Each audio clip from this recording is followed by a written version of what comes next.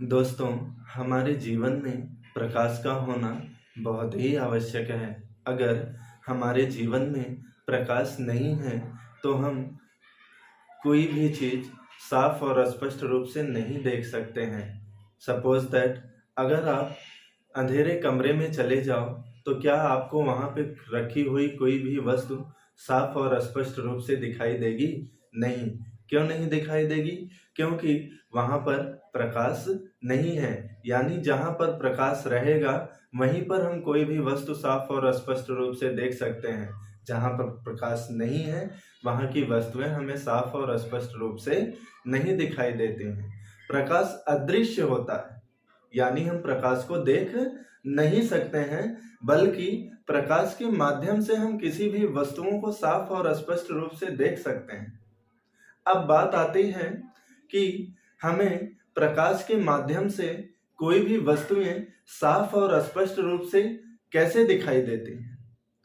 तो हम आपको बताते हैं कि जब किसी वस्तु पे कोई भी प्रकाश की किरण पड़ती है, तो पड़ने के बाद उस वस्तु से प्रकाश की किरण वापस सीधा हमारे आंखों तक पहुंचती है, जिसके फलस्वरूप हमें वह वस्तुएं साफ और स्पष्ट रूप से दिखाई देती हैं।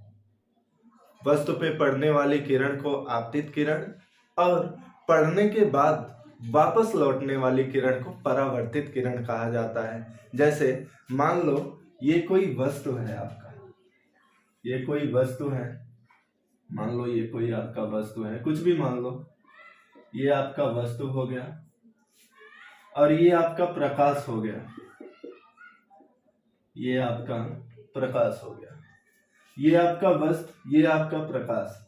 जब कोई प्रकाश किसी वस्तु पे पड़ती है, जिसे आपतित कहा जाता है, इस किरण को आपतित किरण कहते हैं। जब कोई प्रकाश की किरण किसी वस्तु पे पड़ती है, तो पड़ने के बाद वह वापस लौट जाती है, जिसे परावर्तित किरण कहा जाता है। जिसे क्या कहते हैं? परावर्तित किरण कहते हैं। और मान लो ये यहाँ पे हम खड़े हैं, ये यहाँ पे हम क्या हैं? खड़े हैं। तो जब आपतित किरण टकराकर किसी वस्तु पर वापस लौटती है, तो वह प्रकाश सीधा हमारे क्या होते हैं?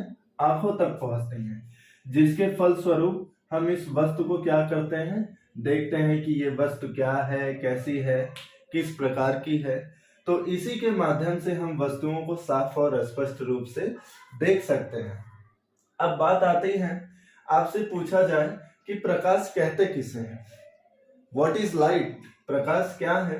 तो हम कह सकते हैं कि प्रकाश एक प्रकार की वह ऊर्जा है जिसके माध्यम से, जिनकी सहायता से हमें वस्तुएं स्पष्ट रूप से दिखाई देती हैं। यानी ऊर्जा का वह रूप जिसके सहायता से हमें वस्तुएं स्पष्ट रूप से दिखाई देती हैं, उसे प्रकाश कहते हैं। अब बात आती है कि प्रकाश कितने प्रकार के होते हैं। तो प्रकाश दो प्रकार के होते हैं। पहला है दीप्त वस्तुएं, दूसरा है अदीप्त वस्तुएं। दीप्त यानी जलना, जो स्वतः प्रकाश उत्पन्न करती हैं, जो अपने आप प्रकाश उत्पन्न करती हैं, उन्हें दीप्त कहते हैं। और जो अपने आप, यानी मतलब होता है नहीं, यानी जो स्वतः प्रकाश का उत्सर्जन नहीं करती हैं, उन्हें अदीप्त वस्तुएं कहते हैं। देखिए दीप्त वस्तुएं क्या है कि वे वस्तुएं जो स्वतः प्रकाश का उत्सर्जन करती हैं, उन्हें दीप्त वस्तुएं कहते हैं। जैसे सूर्य, तारे, बल्ब, लालटेन, दिया आदि। ये क्या करते हैं? ये स्वतः प्रकाश उत्पन्न करते हैं। सूर्य भी अपना प्रकाश उत्पन्न करता है, तारे भी अपने प्रकाश उत्पन्न करते हैं, बल्ब भी अपने प्रकाश उत्पन्न करते हैं। रही बात ये तारा, आप लोग सोचते हो कि यार तारे कैसे उत्पन्न करते हैं? तारे तो हमें दिखाई कहाँ दिन में देते हैं जो प्रकाश उत्पन्न करेंगे। तो दोस्तों, सूर्य का प्रकाश इतना तेज होता है कि जिस प्रकाश में ये क्या होते हैं? तारे छिप जाते हैं, यानी हमें तारे उस प्रकाश में दिखाई नहीं देते हैं। जब सूर्यास्त होता है, धीरे धीरे जब रात होती है, तो रात में हमें तारे दिखाई, क्योंकि सूर्य का जो प्रकाश है वो इतना तेज होता है कि सारे तारे उसी में छिप जाते हैं, इसीलिए हमें दिन में तारे दिखाई नहीं देते हैं। तो अगर आपसे पूछा जाए कि दीप्त वस्तुओं के कुछ उदाहरण बताओ, तो सूर्य, तारे, बल्ब, लालटेन आदि, जिनके माध्यम से हम किसी भी वस्तुओं को साफ और स्पष्ट रूप से देख सकते हैं। बात आती है अदीप्त वस्तु पे। अदीप्त वस्तुएं किसे कहते हैं? तो सेम इसी की तरह है, बस नहीं लगाना है इसमें। देखिए सेम इसी की तरह है। वे वस्तुएं जो स्वतः प्रकाश का उत्सर्जन नहीं करते, इसमें करते हैं और इसमें अदीप्त में नहीं करते, अदीप्त वस्तुएं कहलाती हैं। जैसे चंद्रमा, पृथ्वी, पानी, कुर्सी, मेज आदि, ये सभी क्या हैं? अदीप्त वस्तुएं हैं। ये क्या करती हैं? सूर्य यानी जो दीप्त वस्तुएं हैं, जो दीप्त वस्तुएं हैं उनसे प्रकाश लेकर के क्या करती हैं? तब प्रकाश उत्पन्न करती हैं। यानी वे वस्तुएं जो स्वतः प्रकाश का उत्सर्जन नहीं करती हैं, बल्कि दीप्त वस्तुओं से प्रकाश ग्रहण करके फिर प्रकाश का उत्सर्जन करती हैं, उन्हें अदीप्त वस्तुएं कहते हैं। जैसे चंद्रमा, पृथ्वी, पानी, कुर्सी, मेज आदि। ठीक। अच्छा, एक चीज और आपको बता दूं कि ये जो दीप्त वस्तुएं हैं ये भी दो प्रकार के होते हैं। एक होता है प्राकृतिक दीप्त वस्तुएं और एक होते हैं कृत्रिम दीप्त वस्तुएं। प्राकृतिक यानी जो भगवान द्वारा बनाया गया, जैसे आपके सूर्य हुए, तारे हुए, ये प्राकृतिक दीप्त वस्तुएं में आते हैं। और जो कृत्रिम यानी जो मानव द्वारा बनाए गए चीज को हम कृत्रिम वस्तुएं कहते हैं। यानी जैसे आपका बल्ब हुआ, लालटेन हुआ, दिया हुआ, ये सभी आपके कृत्रिम दीप्त वस्तुओं में आते हैं। प्रकाशिक माध्यम यानी होता है आपका रास्ता। जिस माध्यम से होकर प्रकाश गुजरता है उसे प्रकाशिक माध्यम कहते हैं। यानी प्रकाश जिन जिन रास्तों से होकर निकलता है, जिस जिस रास्ते से होकर क्या होता है? प्रकाश निकलता है, उन्हें प्रकाशिक माध्यम कहते हैं। अब बात आती है कि कोई आपसे पूछ ले कि भाई बताओ प्रकाशिक माध्यम कितने प्रकार का होता है? तो प्रकाशिक माध्यम आपका 3 प्रकार का होता है।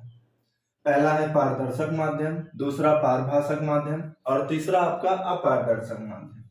ये तीनों प्रकाशिक माध्यम के ही प्रकार हैं। बात आती है पारदर्शक माध्यम क्या है? जिन माध्यमों से होकर प्रकाश का अधिकांश भाग गुजरता है उन्हें पारदर्शक माध्यम कहते हैं। जैसे आपका हवा हो गया, कांच हो गया, साफ पानी हो गया, इन सब चीजों से क्या है? प्रकाश इस पार से उस पार आसानी से निकल जाता है। या आप ऐसे भी कह सकते हो कि ऐसी वस्तुएं जिनसे प्रकाश की किरणें इस पार से उस पार आसानी से निकल जाएं, उन्हें क्या कहते हैं? पारदर्शक माध्यम कहते हैं। जैसे आपका हवा, कांच, साफ पानी आदि ये सब। पारभाषक माध्यम क्या है?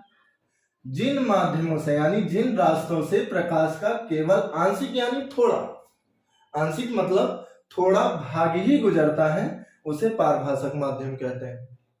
जैसे आपका गंदा पानी हो गया, घिसा हुआ कांच हो गया, तेल से लगा हुआ कागज हो गया, तो इन सब चीजों से प्रकाश का क्या है? केवल आंशिक भाग ही आर पार निकल पाता है। अपारदर्शक माध्यम क्या है?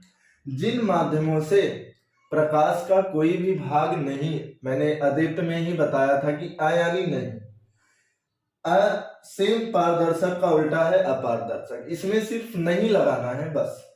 जिन माध्यमों से प्रकाश का कोई भी भाग नहीं गुजर सकता उसे अपारदर्शक माध्यम कहते हैं। जैसे आपका लकड़ी हुआ, लोहा हुआ, दीवार हो गया आदि, ऐसे कई सारे चीजें हैं जिनसे प्रकाश आर पार। प्लास्टिक हो गया, प्लास्टिक से भी आर पार नहीं जा सकता है। रबड़ हो गया, तो ये सब चीजें हैं कि जिनसे प्रकाश क्या है? इस पार से उस पार नहीं निकल सकती। आइए हम इसे एक उदाहरण के रूप में समझते हैं। पारदर्शक क्या है, अपारदर्शक क्या है, पारभाषक क्या है। चलिए आपको बताते हैं।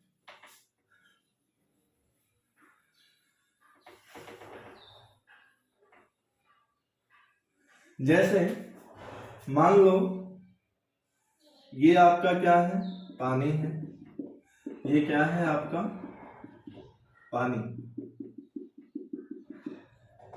ये आपका पानी है और ये मान लो आपका प्रकाश हो गया। ये आपका प्रकाश हो गया। और मान लो पानी के अंदर क्या है, 1 रुपए का, मान लो 1 रुपए का सिक्का रखा हुआ है। अब जब प्रकाश यहां से चली तो प्रकाश यहां से चलने के बाद प्रकाश क्या हुई, इस पानी के अंदर प्रवेश कर गई। क्यों? क्योंकि ये पानी साफ था। अब जब ये पानी के अंदर प्रवेश कर गई तो पानी के अंदर जो ये रखा हुआ सिक्का है ये हमें स्पष्ट रूप से दिखाई देगा कि यार देखो पानी में 1 रुपए का मेरा सिक्का गिर गया था। क्या है ये, देखो अभी भी वो पानी में देखो वहां पे गिरा हुआ है, ये दिखाई दे रहा है। कभी कभी हम नहाते वक्त या कुछ और कारणों से क्या होता है, हमारा सिक्का पानी में गिर जाता है तो हम उस सिक्के को क्या करते हैं, आसानी से देख के और हाथ से क्या करते हैं, निकाल लेते हैं। क्यों? क्योंकि यहाँ पे प्रकाश की किरण पहुंच रही है। अगर यहाँ पे प्रकाश की किरण पानी के अंदर प्रवेश नहीं करती तो आपको ये सिक्का दिखाई नहीं देता। दूसरी बात, पारभाषक पे आते हैं। जैसे मान लो आपका घिसा हुआ कांच है, कोई मान लो घिसा हुआ हल्का सा कांच है, प्रकाश की किरण यहां से चली तो चलने के बाद ये तो वापस लौट आएगी, ये क्या होगी, वापस लौट आएगी। लेकिन इसका आंशिक भाग यानी थोड़ा भाग क्या होगा, इसके अंदर प्रवेश करेगा। मान लो घिसा हुआ कांच है, कांच के पीछे कोई व्यक्ति खड़ा है, मान लो क्या है, कांच के पीछे क्या है, कोई व्यक्ति खड़ा हुआ है। तो अगर आप यहां से खड़े होकर देखोगे इस व्यक्ति को तो ये व्यक्ति आपको दिखाई तो देगा कि यहाँ पे कोई व्यक्ति खड़ा है, लेकिन क्या आप स्पष्टता कर सकते हो कि ये वही व्यक्ति है जिन्हें हम जानते हैं, या आप इस व्यक्ति को देखे हो? नहीं। क्यों? क्योंकि आपको ये व्यक्ति स्पष्ट रूप से दिखाई नहीं दे रहा है। किस लिए नहीं दिखाई दे रहा है? क्योंकि प्रकाश की किरण यहाँ पर पहुंच नहीं पा रही है। अच्छा, अब बात आती है अपारदर्शक पे कि अपारदर्शक क्या है। अपारदर्शक क्या है? जैसे मान लो ये प्रकाश की किरण है, ये आपकी चली, ये मान लो कोई दीवार है, दीवार के पीछे एक व्यक्ति खड़ा है, दीवार के पीछे क्या है, एक व्यक्ति खड़ा है। और मान लो हम यहाँ पे खड़े हैं, हम कहाँ खड़े हैं, दीवार के इस साइड, और ये दीवार के क्या है, पीछे खड़ा है, ये मान लो दीवार है।